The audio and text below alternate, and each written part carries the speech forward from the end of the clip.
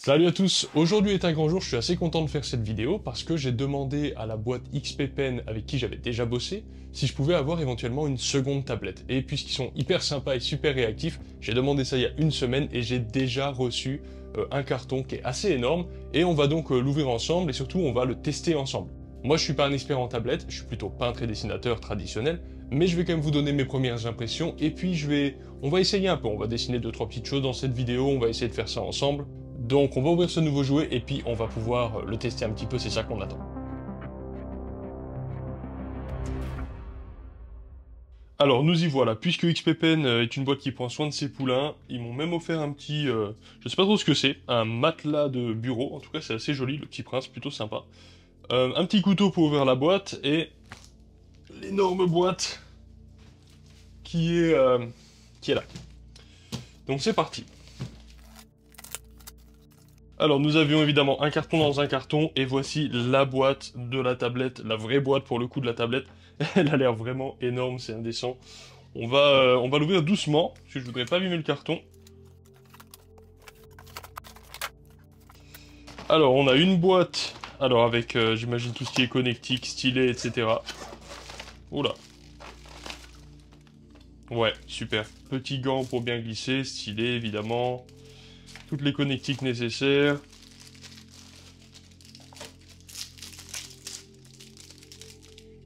Il y a un deuxième stylet. Ça, c'est quand même très très cool d'avoir deux stylets parce que, mine de rien, c'est relativement fragile un stylet. Faut surtout pas le casser. Donc là, il y en a deux. Ça, c'est cool. On a les petites pointes parce qu'en fait, au bout d'un moment, elles finissent par s'user. Donc là, il y en a de rechange. Donc ça, c'est hyper bien. Évidemment, le clou du spectacle, bien naturellement. Je vais fermer ça avant de me couper avec. C'est évidemment la tablette. Voilà, bon bah elle est vraiment, elle est vraiment très très grosse. Ce qui est cool, c'est que derrière il y a un pied. Donc ça c'est classe. Voilà, tout simplement, c'est pas compliqué. En plus ça a l'air d'être drôlement solide, on dirait du métal. J'en suis pas certain, mais on dirait du métal. Donc voilà les amis, petit packshot de l'objet avant de le brancher. Elle est vraiment hyper grande, elle pèse 1 tonne et demie. Je pourrais assommer quelqu'un si je me faisais cambrioler de suite. Et j'ai vraiment hâte de la brancher. Alors là, j'ai directement branché à l'ordinateur via l'USB-C et ensuite j'ai juste branché la tablette au secteur. Je vais pas vous expliquer comment on fait pour brancher trois câbles, ça serait vraiment vous prendre pour des idiots. Je l'ai simplement branché et voilà, ça marche déjà. Donc ça c'est un truc que j'aime énormément. C'est peut-être plus lié à Mac qu'à la tablette, mais j'avais eu d'autres expériences avec d'autres tablettes et c'est vrai que j'étais pas aussi plug and play. Celle-ci, tu la branches, elle fonctionne. Point final. Ça j'aime beaucoup. Alors les amis, c'est parti pour une petite démo de dessin. Donc j'ai utilisé cette photo de ma femme que j'ai pris en Italie. C'était super cool d'ailleurs comme petit voyage. Ça je crois que c'était à Florence. Et là l'idée si vous voulez, ça va être de faire un dessin de geste, un dessin de dynamique. Donc c'est un dessin où on va pas pousser le rendu, c'est en fait ça s'appelle c'est un croquis quoi tout simplement. Et le but ça va être plus d'essayer de capter en fait l'essence de la pose et de travailler un petit peu sur l'esthétique des lignes plutôt que de chercher à faire un dessin qui est destiné à le faire après en réalisme. Donc vous pouvez voir que la tablette est super grande, très bonne sensation. Le stylet glisse bien dessus, mais pas trop non plus. Il y a quand même une texture, on va dire comme un papier très lisse. Et vous pouvez voir sur les côtés, il y a tout un tas de boutons et de molettes que j'ai pas encore réglés, mais j'ai vraiment très hâte de pouvoir justement les régler et avoir tout ça paramétré comme j'en ai envie. Je vais avoir l'impression d'être le pilote du vaisseau dans Star Trek. Évidemment, le fait de pouvoir zoomer, dézoomer constamment sur son illustration, c'est hyper pratique.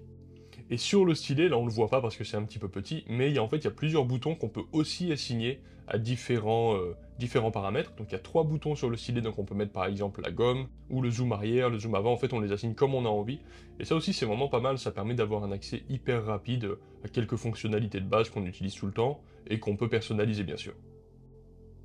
Je vais m'amuser assez rapidement à interpréter des ombres et des lumières qui sont pas sur l'image, mais c'est toujours intéressant quand on a une forme en 3D d'essayer de trouver un petit peu, on va dire, où la lumière va taper, et de faire en sorte que ce soit tout simplement cohérent. Et c'est assez facile de faire des variations de noir et de gris, parce que on a une sensibilité dans le stylet au niveau du toucher en fait qui est quand même très accrue, et ça permet du travail vraiment en détail. Allez, on va passer à la suite et ça va être la petite démo peinture. Oyez oyez tout le monde, petite info de dernière minute, vous avez un code, c'est MARCLA15.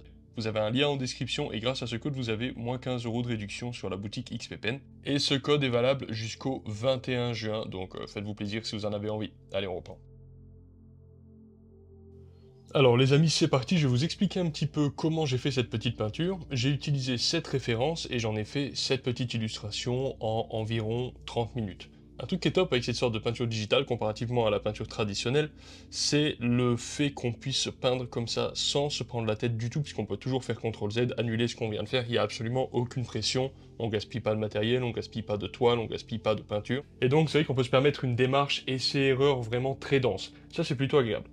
Bref, pour commencer d'un point de vue technique, comme toujours les amis, rappelez-vous tout le temps que en fait ce qui compte c'est de partir du général au spécifique. Donc comme vous pouvez voir, avec un gros pinceau, je vais simplement commencer à remplir quelques zones de valeur et de couleur générale, et je vais me permettre des coups de pinceau très expressifs, très grossiers entre guillemets pour avoir un aspect un petit peu impressionniste. Il s'agit là d'une peinture rapide, donc j'ai pas trop envie de prendre trop de temps pour le faire. Et l'idée donc c'est qu'en quelques minutes, je vais pouvoir, avec quelques masses de valeurs et de couleurs assez claires et distinctes, gérer mes valeurs, mes températures, et donner déjà l'information du sujet. Et ensuite, une fois que les grosses formes, elles sont placées, les formes les plus grosses, eh bien je vais pouvoir passer aux formes de taille moyenne. C'est vraiment important de faire les choses dans cet ordre-là, parce que si vous commencez à faire les détails ou les petites formes, en fait vous allez commencer à vous perdre dans votre composition. Donc commencez par la globalité, puis allez vers le détail. Oui, vous verrez toujours des contre-exemples sur internet de gens qui font l'inverse, etc. Je dis pas que c'est la seule méthode possible, mais on va dire que c'est la méthode la plus safe et la plus communément admise, on va dire, pour avoir un résultat efficace et sans problème.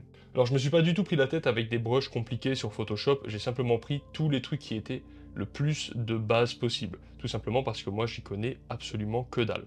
C'était vraiment plus pour essayer les sensations de la tablette qu'autre chose. Je trouve que c'est plutôt sympa, la taille de l'écran est vraiment intéressante, l'écran aussi a un fini satiné, donc il y a très peu de réflexion, et ça c'est plutôt bien parce que sur la tablette, sur l'iPad, on a souvent des reflets très brillants parce que c'est du verre lisse, et c'est vraiment très désagréable quand on essaie de dessiner. D'un point de vue de la sensibilité du stylet, j'ai trouvé ça plutôt bien. Alors après moi j'ai vraiment l'habitude des pinceaux et j'ai beaucoup plus à l'aise avec les pinceaux, les crayons, etc. Donc évidemment je suis un peu biaisé via mon habitude de pratique sur les médias traditionnels. J'ai trouvé qu'il y avait pas mal de sensibilité, il y a apparemment 8000 couches de sensibilité, ce qui est quand même beaucoup. Mais c'est vrai que sur la première partie, les premières pressions, toute première pression, peut-être que ça manque un tout petit peu de subtilité. Alors peut-être qu'il y a des réglages plus fins à faire, mais moi vu que j'ai l'habitude de dessiner avec des crayons, des crayons physiques, à peine on pose sur le papier, à peine on dépose un tout petit peu de graphite sur le papier, paf, ça marque directement. Donc ça marque très légèrement, mais ça marque quand même. Alors que là j'ai eu l'impression qu'il fallait quand même appuyer pas mal pour commencer à avoir une petite trace sur le papier. Encore une fois, c'est peut-être moi qui ai un manque de maîtrise du sujet, puis avec la pratique, j'imagine que ça va se faire. Bref, pour revenir à mon petit sujet, comme vous pouvez voir, on est en train d'augmenter pas mal le rendu, et maintenant qu'on a appliqué les formes, les grosses formes, puis les formes de taille moyenne, on va se permettre d'appliquer les petites formes. Donc quelque chose que j'aime bien faire, c'est foncer un petit peu le tout, et une fois que je considère que tout est suffisamment foncé, avec une couleur assez claire, je vais faire venir rejaillir ma lumière, en utilisant un petit pinceau, ce qui va me permettre de donner cette illusion, cette impression de détail. Tout reste très impressionniste, c'est pas du tout réaliste, c'est pas du tout détaillé, on reste sur quelque chose de plutôt très grossier. Mais en fait, je vais faire en sorte que dans mes coups de pinceau, il y ait une forme de rendu un petit peu aléatoire qui va donner cette impression de peinture à l'huile. Allez, pour ajouter un tout petit peu de vie dans mon élément, on va rajouter une paire d'insectes, toujours de façon très relâchée, hein, c'est pas du tout du réalisme, on reste très tranquille. Et c'est vrai que comparativement à ma pratique de dessin et de peinture où j'ai un style qui est plutôt, on va dire, lent et puis c'est un petit peu fastidieux de peindre avec pas mal de détails, etc. Là, c'est quand même assez relax puisque je peins avec beaucoup plus d'expressivité et c'est très agréable, ça donne un résultat qui est aussi très joli, qui est vraiment très sympa. C'est beaucoup moins réaliste d'un point de vue de la touche, mais finalement ça fonctionne très bien. Pour nos amis les petits insectes, je vais juste utiliser un rouge pas mal vif et rajouter quelques détails dessus pour qu'il y ait une forme d'idée de point focal un petit peu. Ensuite, je vais faire ma petite botte secrète, je vais prendre un autre calque, je vais passer dessus une énorme couche de gris très foncé, alors c'est assez moche. Je vais réduire l'opacité et ensuite je vais tout simplement gommer les zones dans lesquelles j'ai envie que la lumière apparaisse. Ça, je le fais souvent sur mes peintures à l'huile aussi. C'est un outil qui est intéressant, qui peut s'avérer dangereux, je ne vous conseille pas de le faire à chaque fois, mais ça peut être intéressant pour resserrer la lumière quelque part, de passer un glacis général et ensuite de le gommer pour refaire jaillir la lumière sur le point focal. Ça va resserrer la lumière et créer un effet clair-obscur un petit peu plus dramatique. Et voilà, je pense qu'on a fini pour cette petite étude. J'ai vraiment hâte de continuer à exploiter cette superbe tablette. Je ferai d'autres vidéos, certainement peut-être plus sur la perspective, etc., où je m'en sers aussi. Je sais que la dernière vidéo sur la perspective que j'ai fait, j'avais des problèmes de visibilité parce que le crayon est trop clair en fait, et justement je pourrais faire des vidéos qui seront beaucoup plus claires pour tout le monde et beaucoup plus lisibles grâce à la tablette, surtout quand il s'agit de perspective ou de dessin pur. Ce sera plus facile d'illustrer mes propos en fait, je pense, en enregistrant directement l'écran de la tablette, donc je suis assez content pour ça. Merci en tout cas à XPPen pour cette collaboration, je vous recommande vivement d'aller checker les liens dans la description. Ils font du super matos à un prix qui me semble très abordable, en vue du peu de choses que je connais sur ce milieu de tablettes, etc. En tout cas, merci d'avoir regardé, d'avoir passé un petit moment avec moi. Peignez comme des fous, dessinez comme des malades, et à bientôt, bye.